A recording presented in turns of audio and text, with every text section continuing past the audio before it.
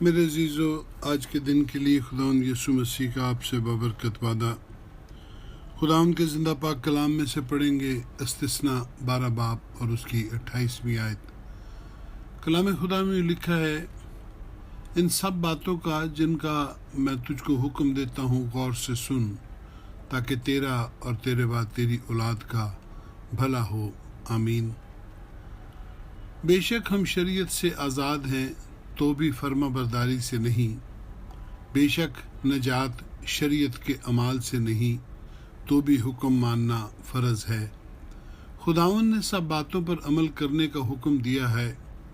ہم ایسا نہیں کر سکتے کہ کسی حصے پر تو عمل کریں اور کسی حصہ کو چھوڑ دیں۔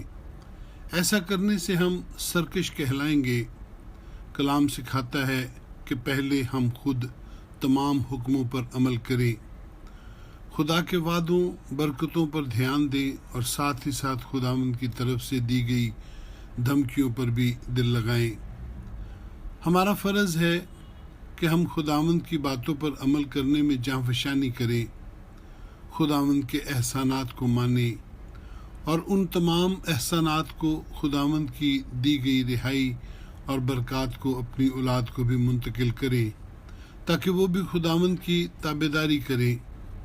ایماندار لوگ خداوند کے کلام اور کام کو اپنی نسلوں کو منتقل کرتے ہیں، کیونکہ وہ جانتے ہیں کہ اسی تابعداری میں زندگی ہے، اسی تابعداری میں عمر کی درازی کا وعدہ بھی پایا جاتا ہے۔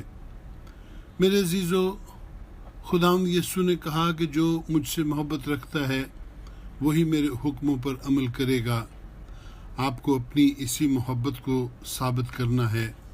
خداوند یسوع نے تو آپ سے پہلے محبت رکھی اور آپ کے لیے اپنی جان دے دی۔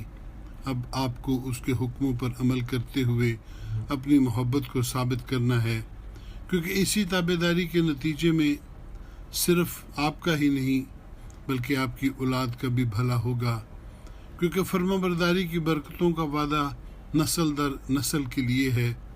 یاد رکھیے، اگر آپ خداوند کو خوش کرتے ہیں تو وہی آپ کو خوشی کے دن بخشے گا۔